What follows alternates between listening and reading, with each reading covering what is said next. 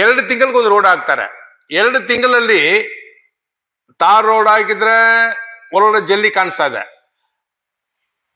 Cement road ಹಾಕಿದ್ರೆ ಏನು ಒಳಗಡೆ ಮೆಟೀರಿಯಲ್ಸ್ ಕಾಣಿಸ್ತಾ ಇದೆ. ಯಾವ ಥಿಕ್ನೆಸ್ ಅಲ್ಲಿ ಹಾಕ್ತಾರೆ, ಯಾವ ಮೆಟೀರಿಯಲ್ ಹಾಕ್ತಾರೆ, ಎಷ್ಟು ಸೈಜ್ ಅಲ್ಲಿ ಹಾಕ್ತಾರೆ.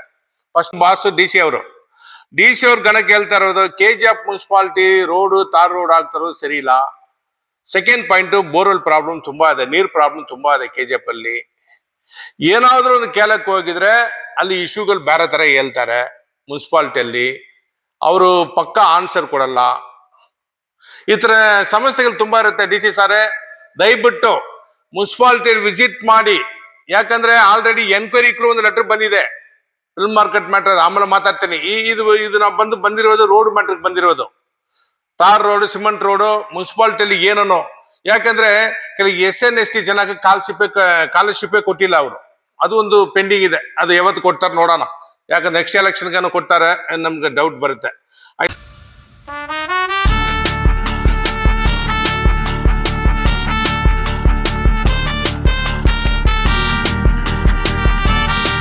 ಈ KGF ಮುನ್ಸಿಪಾಲಿಟಿ ಬಗ್ಗೆ ಮಾತಾಡಕ್ಕೆ ಬಂದಿದ್ದೀವಿ.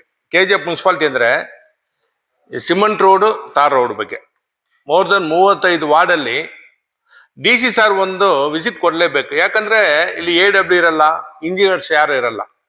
ಒಂದು ರೋಡ್ ಹಾಕ್ತಾರೆ ಅಂದ್ರೆ ಯಾವ ತರ ಇರುತ್ತೆ ಅಂದ್ರೆ, ಉದಾಹರಣೆ ಹೇಳ್ತಾ ಇದ್ದೀವಿ, ಫಸ್ಟ್ ಕ್ಲಾಸ್ ನೋಡಿ, ಫಸ್ಟ್ ಕ್ಲಾಸ್ ಕಂಡೀಷನ್ ನೋಡಿ. 2 ತಿಂಗಳಿಗೊಂದು ರೋಡ್ ಹಾಕ್ತಾರೆ. 2 ತಿಂಗಳಲ್ಲಿ ಟಾರ್ ರೋಡ್ ಹಾಕಿದ್ರೆ ಒಳಗಡೆ ಜಲ್ಲಿ ಕಾಣಿಸ್ತಾ ಇದೆ. ಸಿಮೆಂಟ್ ರೋಡ್ ಹಾಕಿದ್ರೆ ಏನು ಒಳಗಡೆ ಮೆಟೀರಿಯಲ್ಸ್ ಕಾಣಿಸ್ತಾ ಇದೆ. ಯಾವ ಥಿಕ್ನೆಸ್ ಅಲ್ಲಿ ಹಾಕ್ತಾರೆ, ಯಾವ ಮೆಟೀರಿಯಲ್ ಹಾಕ್ತಾರೆ, ಎಷ್ಟು ಸೈಜ್ ಅಲ್ಲಿ ಹಾಕ್ತಾರೆ. ಫಸ್ಟ್ ಆಫ್ ಆಲ್ ಅದು ಗೊತ್ತಾಗ್ಬೇಕು. ಅವ್ರಿಗೆ ಹೇಳ್ಬೇಕು. ಕಮಿಷನರ್ ಕೇಳಿದ್ರೆ ನನಗೆ ಗೊತ್ತಿಲ್ಲ, ಇಂಜಿನಿಯರ್ ಕೇಳಿನ ಹೇಳ್ತಾರೆ. ಇಲ್ಲಿ ಈ ಸಂಸ್ಥೆಯಲ್ಲಿ KGF ಮುನ್ಸಿಪಾಲಿಟಿಯಲ್ಲಿ ಇಂಜಿನಿಯರು ಇಲ್ಲಿ 3 ಜನ ಇರ್ತಾರೆ, 3 ಜನ ಮಾಲೂರು ಹೋಗ್ತಾರೆ. ಅವ್ರು ಏನ್ ಕೆಲಸ ಮಾಡ್ತಾರೆ? 3 days KGF, 3 days ಮಾಲೂರು. ಒಬ್ರು AW ಇಂಜಿನಿಯರ್ ಕ್ರೇನ್ ಇರ್ತಾರೆ. ಕ್ರೇನ್ ಯಾವತ್ತು ಬರ್ತಾರೆ, ಯಾವತ್ತು ಹೋಗ್ತಾರೆ, ಯಾವ ಊರಲ್ಲಿ ಇರ್ತಾರೆ ನಮ್ಗೆ ಗೊತ್ತಾ? DC ಸಾಹೇಬ್ರೆ, ನಮ್ಗೆ ಐಡಿಯಾವೇ ಇಲ್ಲ. KGF ಮುನ್ಸಿಪಾಲಿಟಿಯಲ್ಲಿ AW ಕ್ರೇನ್ ಬಂದು ಇಲ್ಲಿ ಯಾವತ್ತು ಬಂದು ಜಾಯಿನ್ ಆಗಿದ್ದಾರೆ, ಯಾವತ್ತು ಬರ್ತಾರೆ, ಎಲ್ಲಿ ಹೋಗ್ತಾರೆ, ಅದು ಇಂಟಿಮೇಷನ್ ಇಲ್ಲ. ಅದು ಅಟೆಂಡೆನ್ಸ್ ಹಾಕ್ತಾರ, ಅಲ್ಲಾದ್ರೆ ಮನೆಯಿಂದ ಅಟೆಂಡೆನ್ಸ್ ಕೊಡ್ತಾ ಇದ್ರೆ ನಮ್ಗೆ ಐಡಿಯಾ ಇಲ್ಲ. ಅದೇ ತರ ಕೆಲವು ಸ್ಟಾಫ್ಗಳು ಬರ್ತಾರೆ ಹೋಗ್ತಾರೆ 12 ಗಂಟೆ ಮೇಲೆ ಯಾರು ಇರ್ತಾರೆ ನಮ್ಗೆ ಐಡಿಯಾ ಇರೋದಿಲ್ಲ. ಯಾಕಂದ್ರೆ ಇದು ನಾವು ಹೇಳಿದ್ರೆ ತಪ್ಪು ಹೇಳ್ತಾರೆ. ಈ ಮಾಹಿತಿ ಬಂದು ಮುನ್ಸಿಪಾಲಿಟಿಯಲ್ಲಿ ಹಿಂಗೆ ನಡೀತಾ ಇದೆ. ನಮ್ಗೆ ಏನು ಒಂದೇ ಒಂದು ದೊಡ್ಡ ಇಶ್ಯೂ, 35 ವಾರ್ಡಲ್ಲಿ ಎನ್ಕ್ವೈರಿ ಮಾಡಿಸ್ಬೇಕು. ಒಂದೊಂದು ವಾರ್ಡಲ್ಲಿ ಮುನ್ಸಿಪಾಲಿಟಿ ಫಂಡ್ ಅಲ್ಲಿ. ಯಾಕಂದ್ರೆ ಇದು ಟ್ಯಾಕ್ಸ್ ಪೇಡ್ ಫಂಡ್. ಬಾಬು ಯಾವಾಗ ಕೇಳಕ್ಕೆ ಬರ್ತಾರೆ ಅಂದ್ರೆ, ಇದು ಟ್ಯಾಕ್ಸ್ ಪೇಡ್ ಜನ, ಅದು ಟ್ಯಾಕ್ಸ್ ನಮ್ಗೆ ಹಕ್ಕಿರುತ್ತೆ ಕೇಳಕ್ಕೆ. ನಾನೊಂದು ಹ್ಯೂಮನ್ ರೈಟ್ಸ್ ಅಲ್ಲಿ ಇದ್ದೀನಿ, ನನ್ಗೆ ಇನ್ನೂ ಹಕ್ಕಿರುತ್ತೆ ನಾ ಕೇಳಕ್ಕೆ. ಯಾಕಂದ್ರೆ ಒಂದು ಟ್ಯಾಕ್ಸ್ ಪೇಡ್ ಅಲ್ಲಿ ರೋಡ್ಗಳು ಟ್ಯಾಕ್ಸ್ ಪೇಡ್ ಅಲ್ಲಿ ಆಗ್ತಾ ಇರೋದು, ಅಲ್ಲಿ ಮಿಸ್ಯೂಸ್ ಹಾಕೊಂಡಿದ್ರೆ ತಪ್ಪಾಗುತ್ತಲ್ಲ. ಅದಕ್ಕೋಸ್ಕರ ನಮ್ ಕಡೆ ಏನ್ ಹೇಳ್ತಾ ಇದೀವಿ, ಕ್ಲಿಯರ್ ಕಟ್ ಆಗಿ ಎನ್ಕ್ವೈರಿ ಮಾಡ್ಬೇಕು ಮುನ್ಸಿಪಾಲಿಟಿ. ಇನ್ನೊಂದು ಸಲ ಲೋಕಾಯುಕ್ತ ಬರ್ಲೇಬೇಕಲ್ಲಿ. ಯಾಕಂದ್ರೆ ಮೋಸ್ಟ್ ನೆಕ್ಸ್ಟ್ ವೀಕ್ 2 weeks ಅಲ್ಲಿ ಲೋಕಾಯುಕ್ತ ಬರ್ತಾರೆ. ಯಾವತ್ತು ಬರ್ತಾರೆ ನಮ್ಗೆ ಐಡಿಯಾ ಇಲ್ಲ. ಬರ್ತಾರೆ ಇಲ್ಲಿ. ಅದಕ್ಕಂದ್ರೆ ಬೇರೆ ಎನ್ಕ್ವೈರಿಗಳು ಇರುತ್ತೆ ಮುನ್ಸಿಪಾಲಿಟಿಯಲ್ಲಿ. ಯಾಕಂದ್ರೆ ಇದು ರೋಡ್ ಸಮಸ್ಯೆದಲ್ಲಿ ನನ್ಗೆ DC ಸಾರು, ಮುನ್ಸಿಪಾಲಿಟಿ ಅಡ್ಮಿನಿಸ್ಟ್ರೇಷನ್ ಡೈರೆಕ್ಟರ್ ಇಲ್ಲಿ ಬಂದು ಒಂದು ಸ್ಪೆಷಲ್ ಎನ್ಕ್ವೈರಿ ಮಾಡಬೇಕು. ಅವತ್ತು ಮುನ್ಸಿಪಾಲಿಟಿ ಮಿನಿಸ್ಟರ್ ಬಂದಿದ್ದಾರೆ, ಅವತ್ತು ಕೂಡ ಕೆಲವು ಇಶ್ಯೂಗಳು ಬಂದಿದೆ. ಅದು ನೆಕ್ಸ್ಟ್ ಇದರಲ್ಲಿ ನಾವು ಮಾತಾಡ್ತೀವಿ. ಯಾಕಂದ್ರೆ ಇಲ್ಲಿ ಟಾರ್ ರೋಡ್ ಹಾಕ್ತಾರೆ ಇಟ್ಕೊಳ್ಳಿ, ಸಿಮೆಂಟ್ ರೋಡ್ ಹಾಕ್ತಾರೆ. ಸಿಮೆಂಟ್ ರೋಡ್ ಯಾವ ಕಂಡೀಷನ್ ಇದೆ ಅವ್ರು ಚೆಕ್ ಮಾಡಕ್ಕೇಳಿ, ಹೋಗ್ಬಿಟ್ಟು.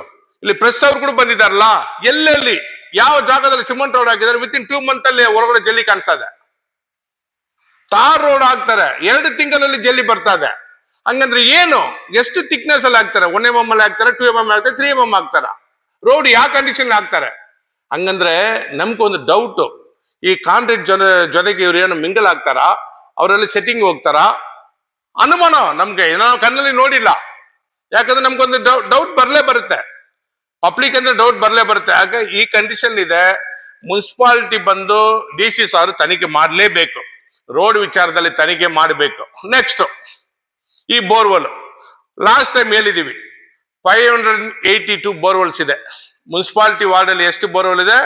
35 ವಾರ್ಡಲ್ಲಿ ಮೋರ್ ದನ್ 582 ಸಮಥಿಂಗ್ ಇದೆ. 82 ಬಂದು ಅನ್ಕಂಡೀಷನ್ ಇದೆ. 500 ಬೋರ್ವೆಲ್ಸ್ ಇದೆ. ಎಲ್ಲಿ ನೀರು ಚೆನ್ನಾಗಿ ಬರುತ್ತೆ? ಎಲ್ಲ ಇಡೀ KGF ಅಲ್ಲಿ ಟೋಟಲ್ ಜನ 5 ರೂಪಾಯಿ 10 ರೂಪಾಯಿ 20 ರೂಪಾಯಿಗೆ ಕ್ಯಾನ್ ತಗೊಳ್ತಾರೆ.